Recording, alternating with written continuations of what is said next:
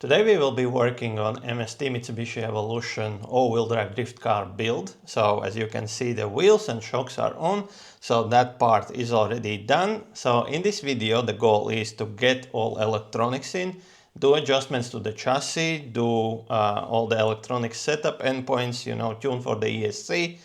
And yeah, the wheels you see there, they are not the original wheels, which will stay, so I will be revealing things as we are going in this video. So keep watching and let's get to the work.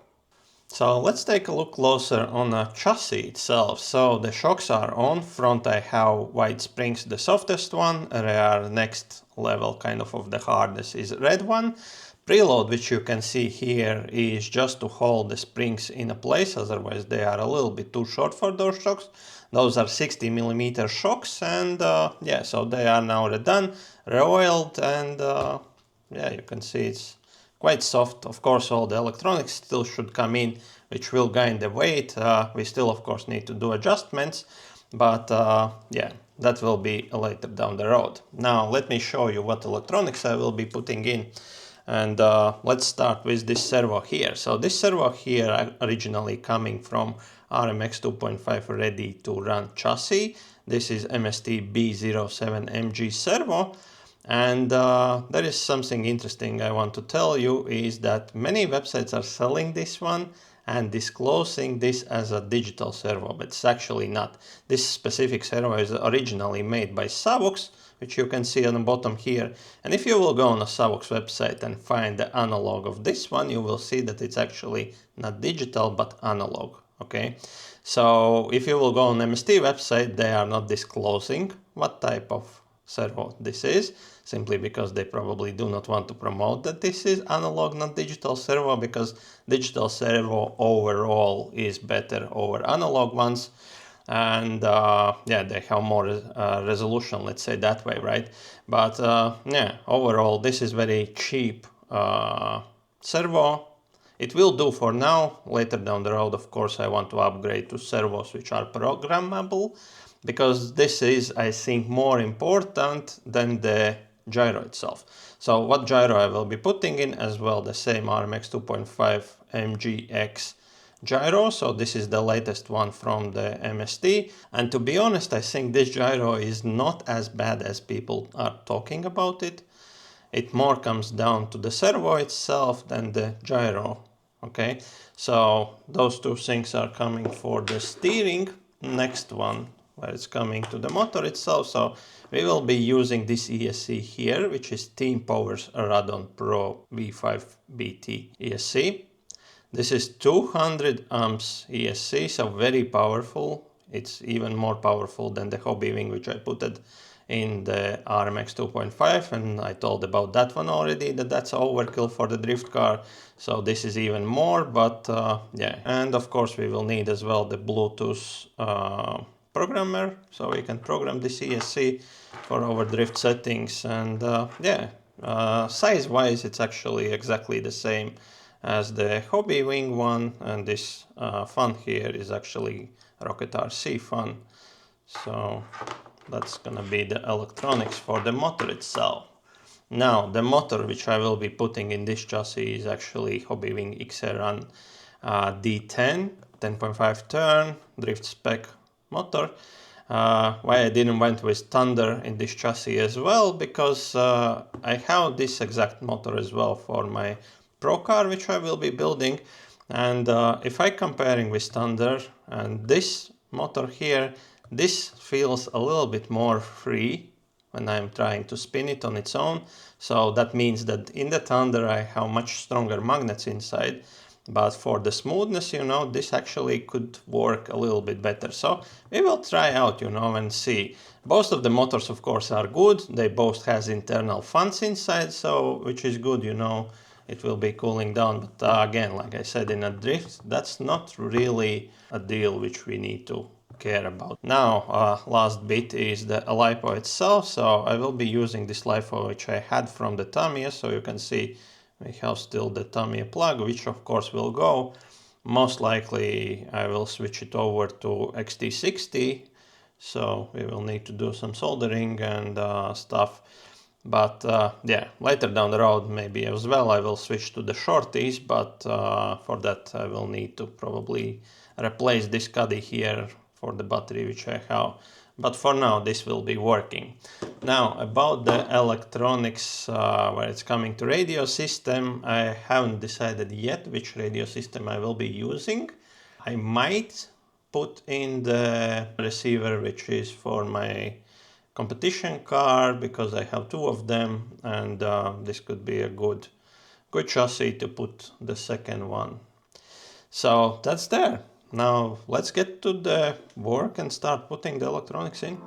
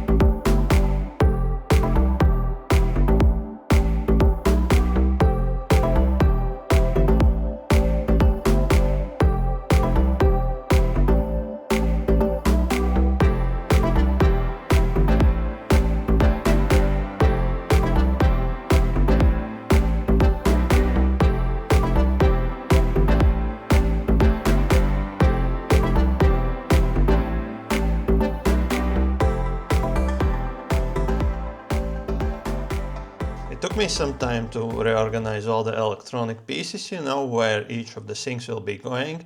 So motor is currently in, the servo is currently in. Those two things we are not really relocating, because there is no really much space for them to go anywhere else. Same applies for the battery. So we have only space what we have, right?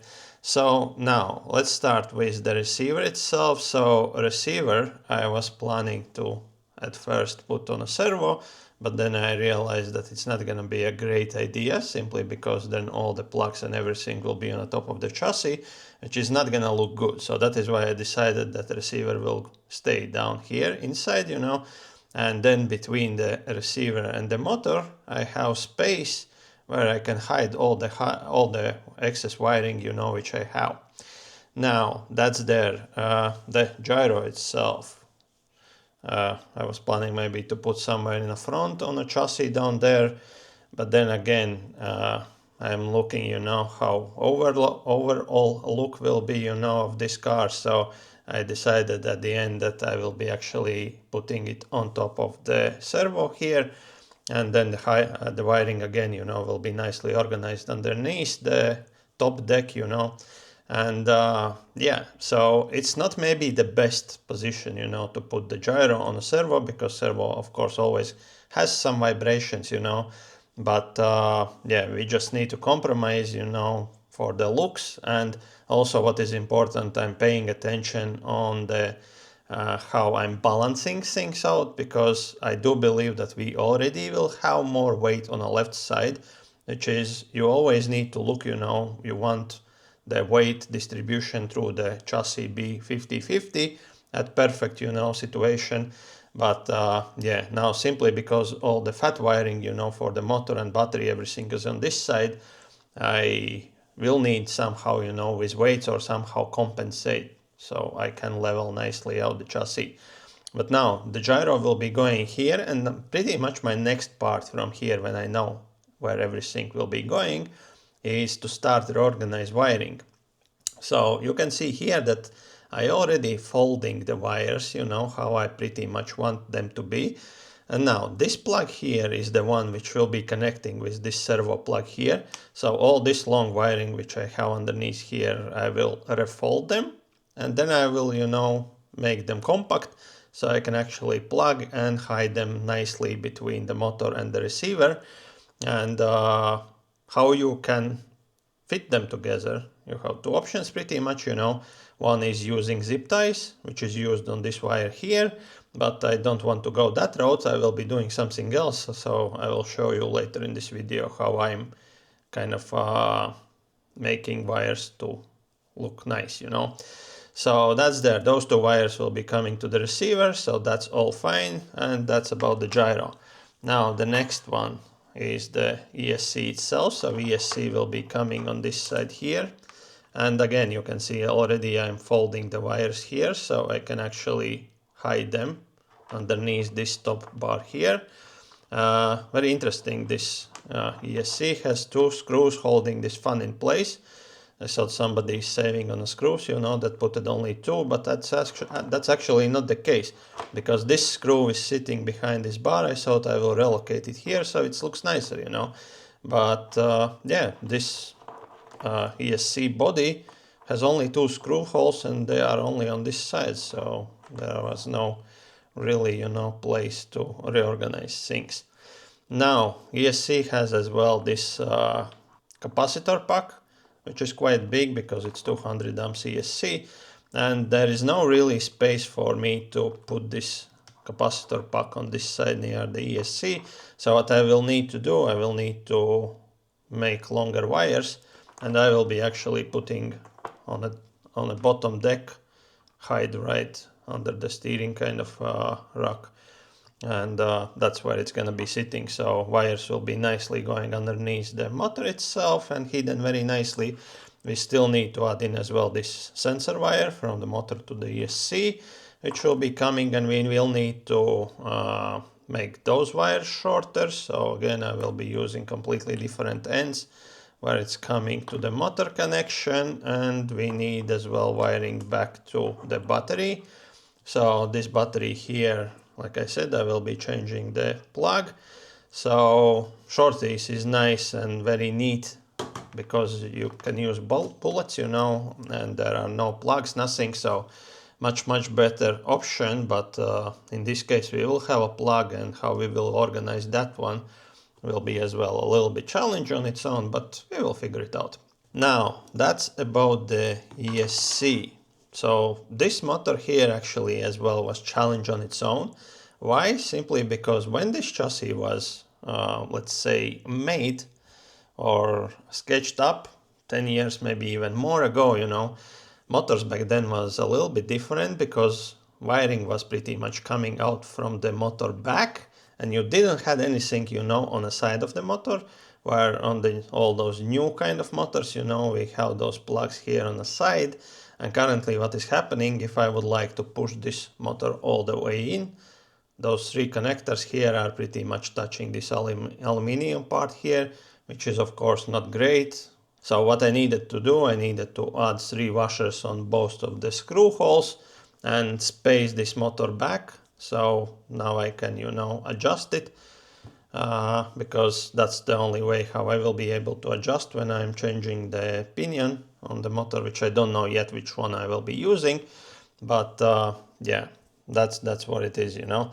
So yeah, I will start now working on a wiring. So once that is done, I will show you how I did this and how it's gonna look now with the wiring in place. Okay, quick update. So as you can see now, all the wires are organized, all the electronics are in, and car is pretty much ready to go. The next step is we will put now this car on alignment rack, because that's way off, so that we need to sort now out. But it's coming to wires. So what I did, I actually was using the heat shrink tubing. That kind of helps me to organize all the wires. Where it's coming to servo, I actually cutted it off and added the new plug at the end, because I don't need 30 centimeters long cable when it's plugs next to it. I also changed this power plug for the ESC and the battery plug to XT60. So that is good to go. I extended the capacitor pack cable as well. But all that I will show you a little bit later in this video. Okay, so this is very odd. So what was happening, I was setting up everything, you know, as I need on alignment rack. And I was measuring, you know, from side to side, everything checks out, check the manuals, everything is kind of as it should be. And I ended up noticing that my left front side has cambered 2.5 degrees more than it's on the right side.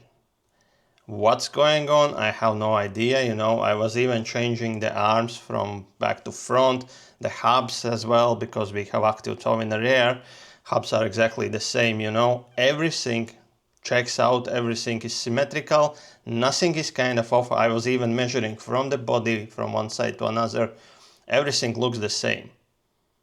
What's going on? Why I have 2.5 degrees difference in a camber? I can't explain.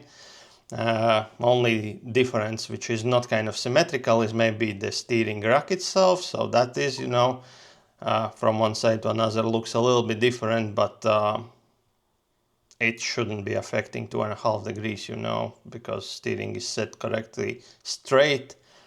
So yeah, I spent a lot of time trying to figure this out, but I simply can't, you know. Very odd situation. Anyways, so let's go to the parameters which I have. So front, I have camber negative 3 degrees per each side. That I might increase a little bit in the future, we'll see. But currently I will keep it like this. Front toe, 0. So on the rear drift cars, you always want a little bit toe out in the front. On all-wheel drive car, that's probably not necessarily needed, because car, of course, is driving a little bit different, and drifting as well, of course, a little bit different. Caster is 10 degrees. That's originally per manual, you know, that's how it's sitting currently. It is adjustable from 0, I think even up to 14 or something degrees, but per manual it's 10 degrees, so I left it that way. Let's go to the rear. So rear camber negative as well. 1 degrees per each side. That's what I have here. And then we have toe in the rear, so rear wheels are looking inside. And that is 2 degrees per each side. Why it's 2 degrees, why not, for example, 1, is simply because we have active toe out. So when the car is decompressing kind of, or rolling from side to side, it will be coming back to almost 0, you know. So that's how the active toe is kind of working, you know. On RMX 2.5 we do not have any more active toe in the rear. It was, I think, at some point, you know, a kind of trend. Run it that way, you know, many chassis had the active toe in the rear. But recently it's kind of leaving the market, and all the new chassis are not using any more active toe in the rear. So that's there. Those are my settings for the alignment. So now everything is kind of set as I want. Next step, what we need to do is pretty much, I will now reveal the wheels which I will be putting on, and then we need to get to the tuning. Ta-da! So those are the wheels which we will be running on this MST chassis. So Evo build, where it's coming to replicating a real car, getting parts which will be as close as possible to the actual car can be very, very challenging sometimes. And that's where it's coming to wheels. That was very big challenge for me. So if you don't know, those specific wheels are Race Grumlights 57FXX. So Yokomo, that was 3 years ago, keep in mind, when I was searching for those wheels, that's when I bought them. Yokomo had the exact replica of those wheels, and I searched all internet all over the world, you know. I was ready even order from Japan, overpay, you know, just to get the right wheels, and apparently it ended up that nobody had them in the stock anymore. I think it's maybe coming down to licensing, you know. Yokomo maybe didn't have license or something, why they stopped producing those specific wheels. But yeah, nobody really had them in a stock, you know, and I couldn't find them anywhere. Then one day I got actually on rcmart.com store, online store, very huge. And that was actually my first time when I met MST company. So MST wheels, white FX, you can see the very similar naming. And yeah, so those specific wheels here are MST FX wheels plus 3 millimeters offset. So when you are buying a wheels as well, that's a bit challenge, you know, if you don't know what you need. So MST pretty much always making like kind of 3-4 different sizes of offsets, and I think +3 was the smallest offset, going even up to like +12. So the higher the offset, the kind of deeper the dish will look, you know, when you are looking from the front of the wheel. It's not only about the looks, of course, the offset is pushing your wheel out as well. And back then, when I was looking for those specific wheels, you know what I was doing? I was pretty much planning to build this all on Tamiya TTO2 Drift chassis. And yeah, the original Tamiya wheels as well, I think they have even +1 only offset, you know. So going with very aggressive offset wheels, you will end up that you have pretty much wheels sticking too much out from the body, and you can't really, you know, get them closer to the mid of the car, right? If you are going with a less offset, of course you are losing a little bit, maybe, you know, on the look of the wheel, so the dish is not going that deep. But now you have at least possibility that you can, you know, add extensions and push the wheel out just in case if you need. So that is why I went with +3 offset only, and I think I did the right choice. So currently on this MST chassis, what I needed to do, I actually printed out extensions. So all wheels has exactly the same extensions. Those was original here. There was only 6 millimeters, so I needed more. I think I went with 8 or 9 millimeters in total. Why I needed to do this is specifically for the front. Again, I have issues, you know, when I'm turning the wheels are hitting the shocks. That's like terrible problem for me. Anyways, extensions are on. Now about the body, that's what we will get to the next video. We will see if we are stretching those wheels on this body already. Maybe we will need to go and, like, you know, get a little bit closer to the mid of the car with the offset. We will see that, you know, once we will put the body on, but yeah, that's what it is. Now wheels and tires as well. Back then I didn't know when I was ordering the tires as well came from the company MST, and those are kind of mid hardness tires, so pretty much, you know, for general purpose use on hard floors will be good fit. So as you can see, they are still brand new and shiny. I haven't driven this car yet, so tune is now done, which I will show you in a second, and then we will finally get on a floor, you know, and see how this car actually currently performs with this setup. So before I show you all the tuning for this Radon ESC, which is as well kind of interesting on its own, let's quickly roll some footage and I will show you actually everything kind of closer how this car looks now.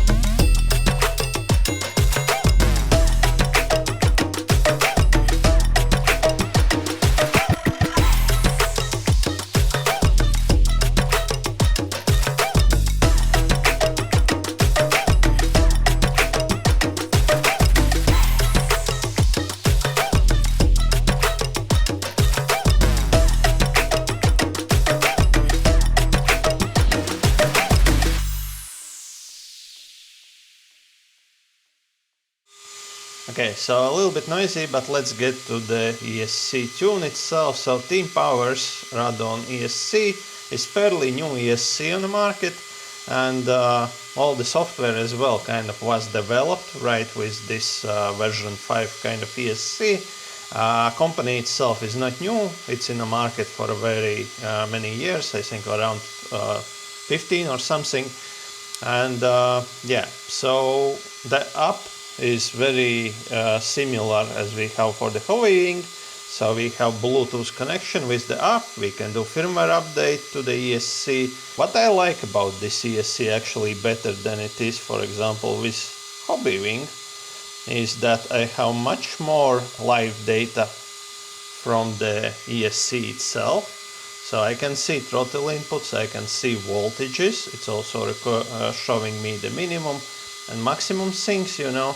Temperatures I can see as well RPMs in a live actually, which is really good.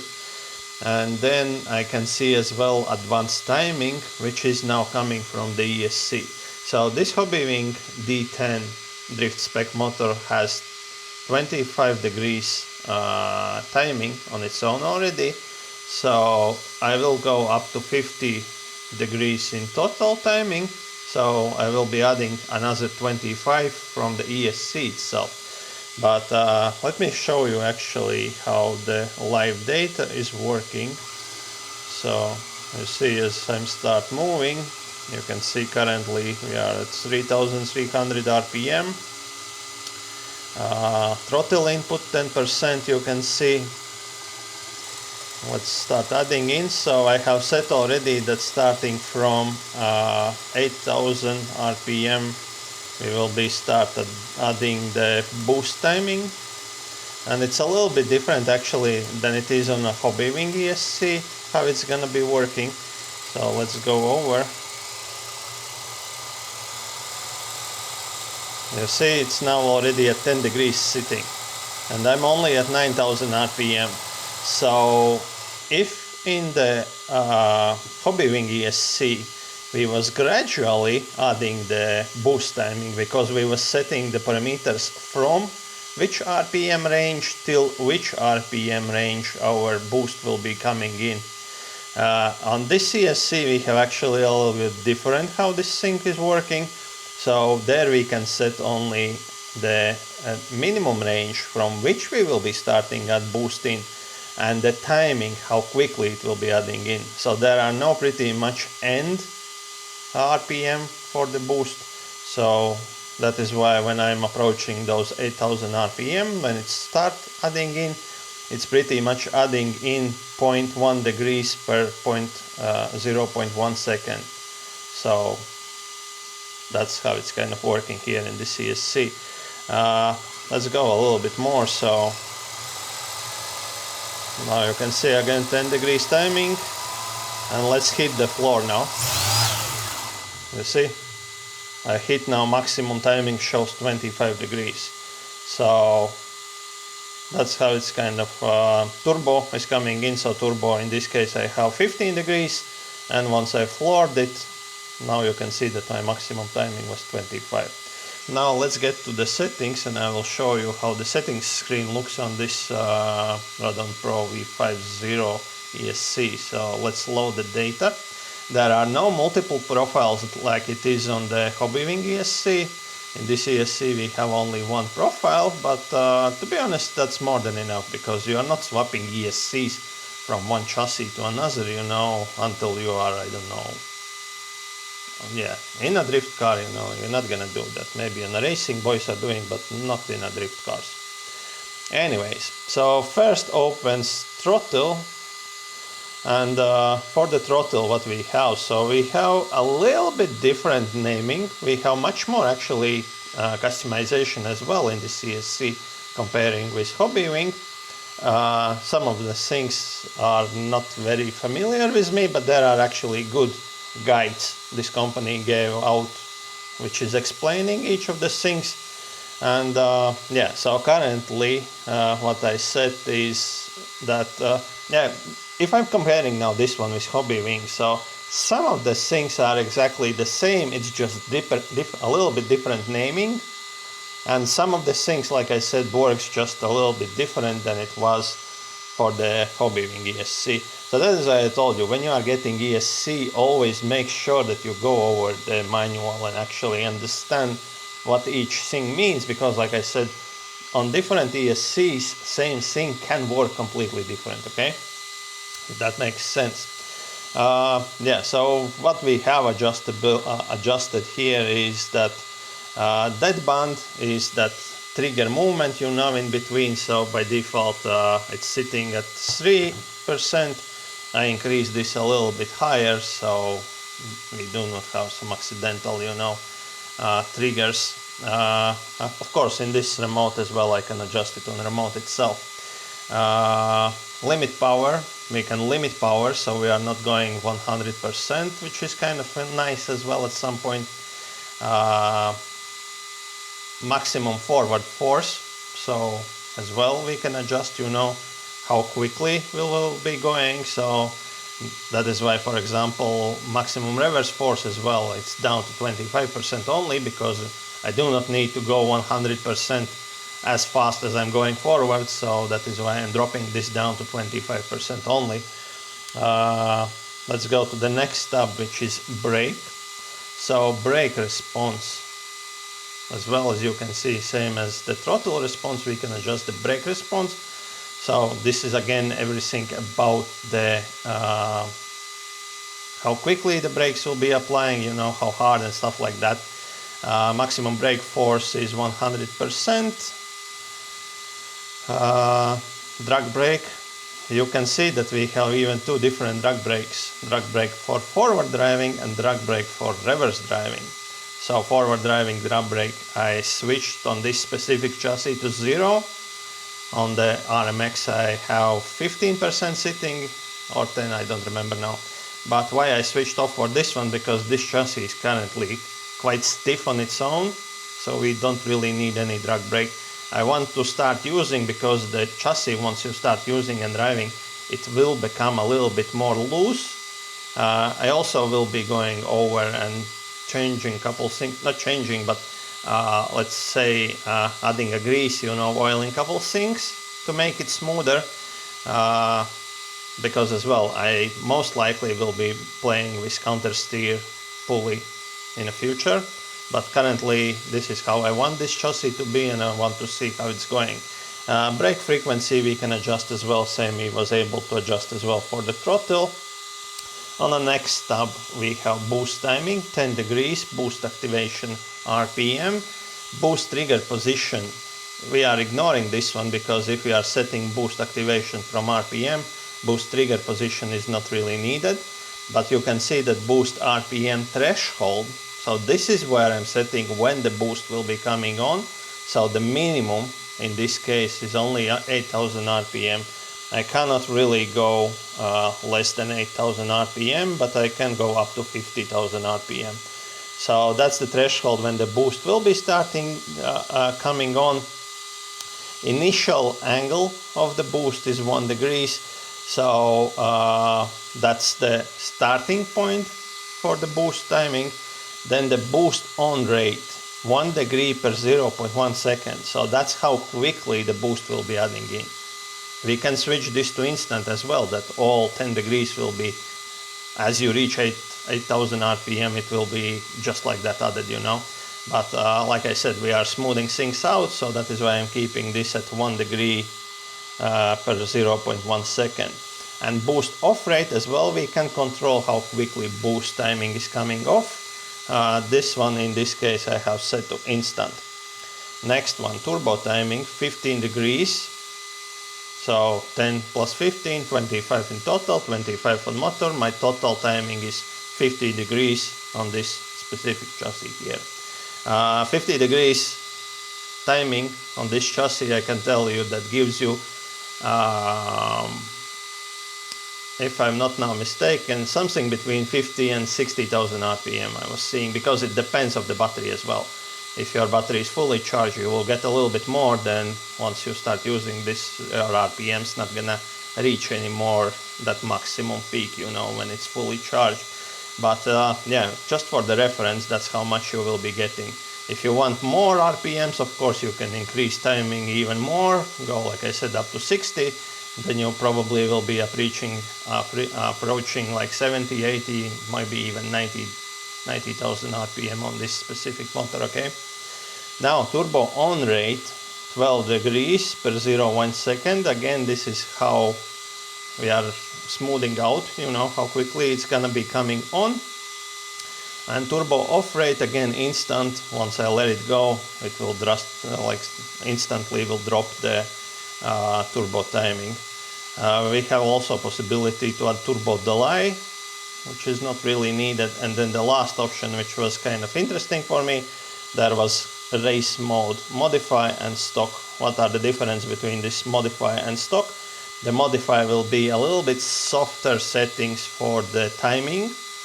This is more needed for smaller timing motors, like if you have only 4.5, everything up to, let's say, 9.5 turn motors, then you want to leave this race mode in modified. But if you have over 9.5 turn motors, then you can go in a stock, which will be a little bit more aggressive timing settings. Okay.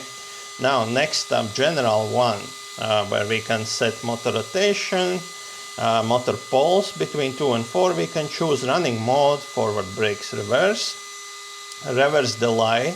We can adjust as well. On this is when you are on a drift car, you do not really have, you know, forward driving and backwards driving. You have as well brake in between. So when you are driving and braking, if you're not gonna let the trigger off the neutral position, you won't be able to get to reverse. And this timing as well, we can control what will be the delay between you will be before you will be able to actually get your car into reverse.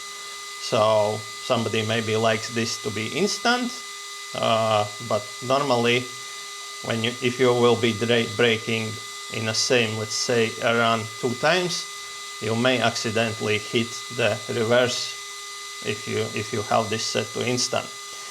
Throttle frequency, again, how smoothly we are applying throttle, the higher the frequency, the smoother it's gonna be. Low voltage cutoff, so this again, you can see 7.6 volt. Again, I'm keeping this kind of storage voltage for LiPo. And this is now interesting. This is as well different from the Hobbywing, because Hobbywing, what does, once you approach the low voltage cutoff, it will kind of stop driving. You won't be able to drive anymore.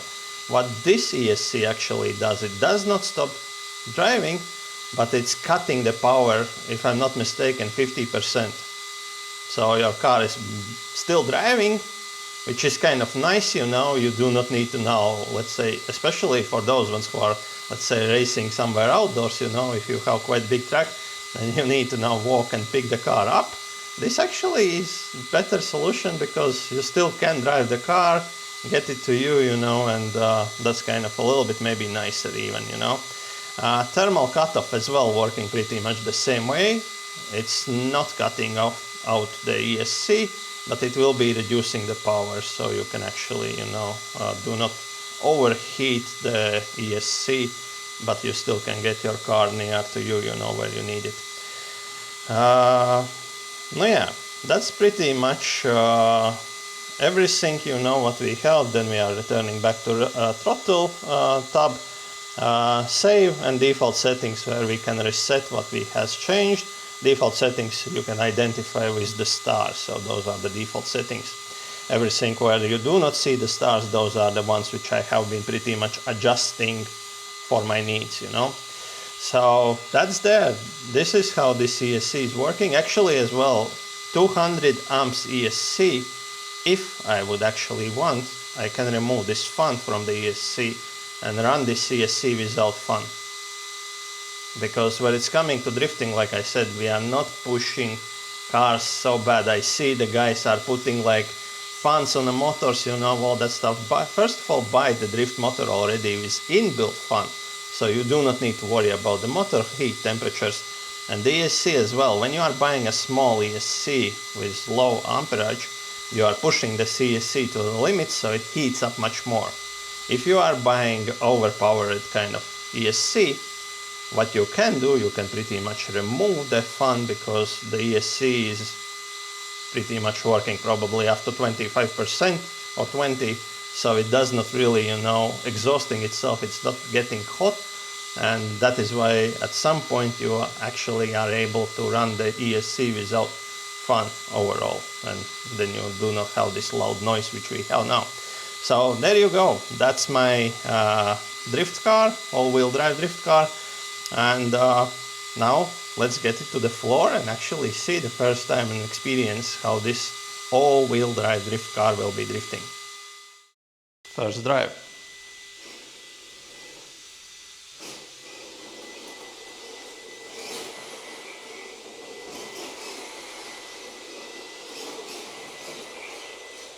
When we are running a new car, new tires, new everything kind of, we need some time to drive this car because the tires will become more grippy as we are using the car. Currently they are very shiny, you know, so once they will warm up as well, what I noticed actually on the RMX, rear-wheel drift car, the more you drive, the warmer the car tires are actually getting, the better traction you have.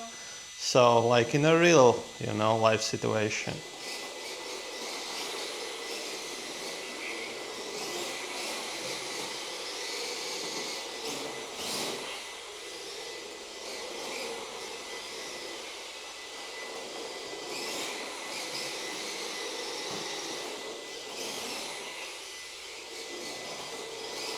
So currently the rear actually slides out very, very nice, you know.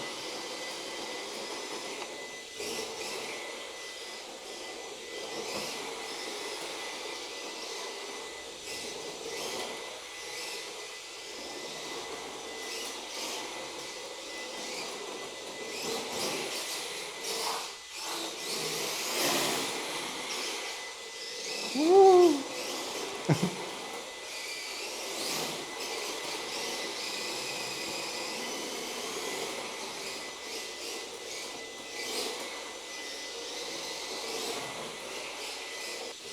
I need to practice small circles.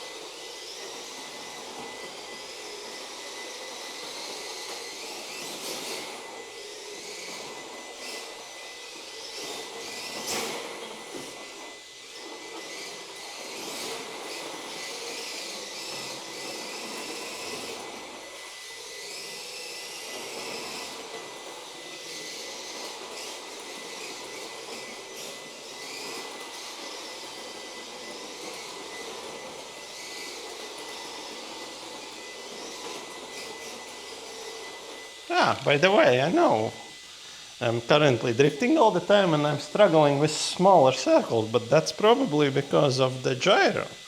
So currently I was sitting at 65%. Let's take it down to 40.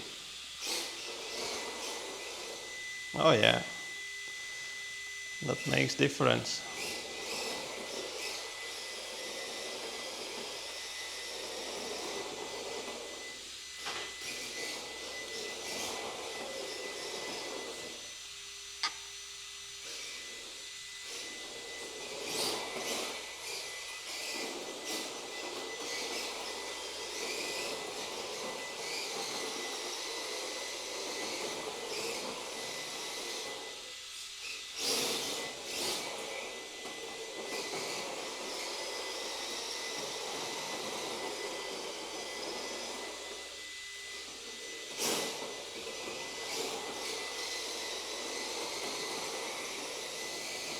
Okay, let's go to 50.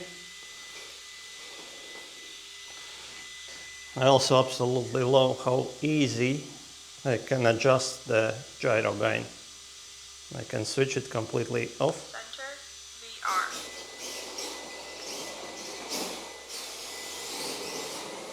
Oh.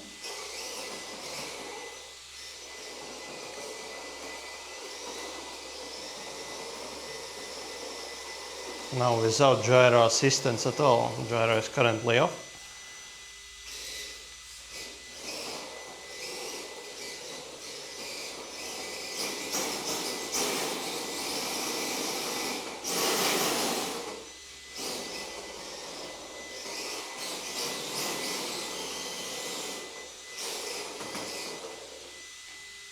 Okay, let's go put 50% or 55. Let's go 55.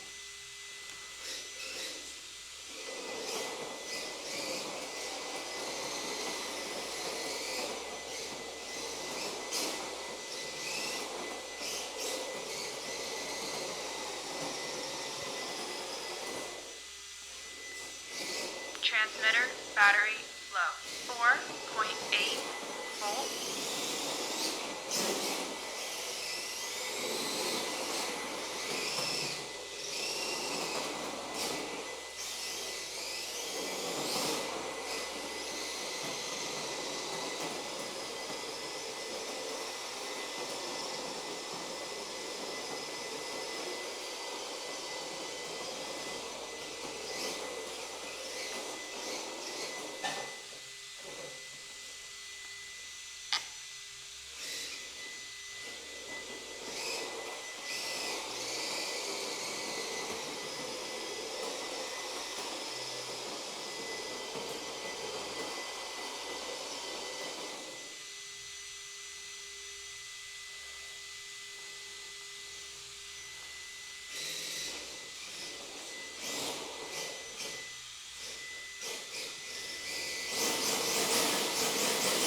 Transmitter battery low. 4.8 volt. All-wheel drive power.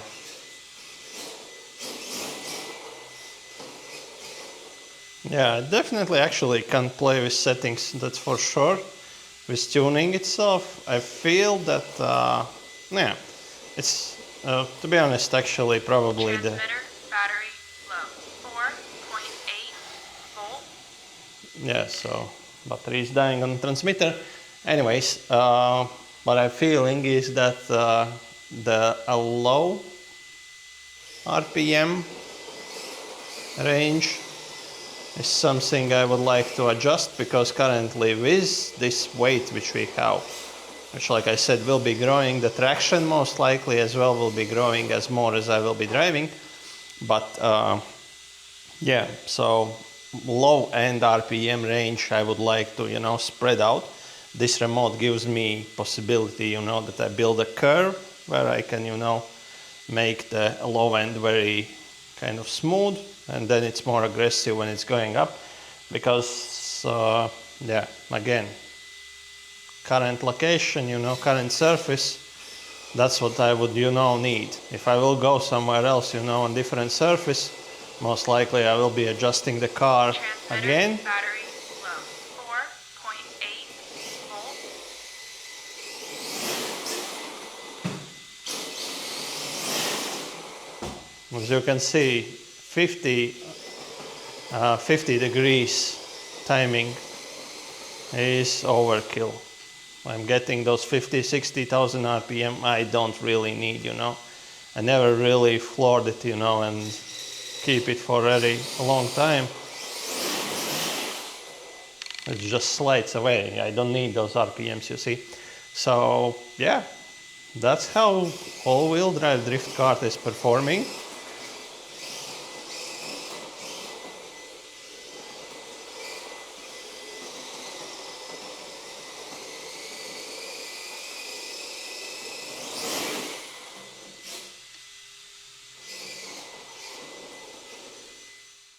So that's it for today. I'm really enjoying this chassis, how it came together, and especially I'm excited about how good it actually drifts, you know, right away with all the things I have done to it. If we are now looking, you know, that everybody is kind of switching to rear wheel drift cars and even rebuilding their all-wheel drive drift cars to rear wheels, then my suggestion actually would be, you know, keep the all-wheel drive drift car and get the rear wheel drift car separately, because that chassis will be specifically made for that, and this is not less fun than it is with the rear wheel drift car. So especially if you are building a car which should be all-wheel drive drift car, you know, I think it's just coming down, you know, to what chassis you have, what type of setup you have, what electronics you are using, and you can get out very good results, you know, even out from those chassis here.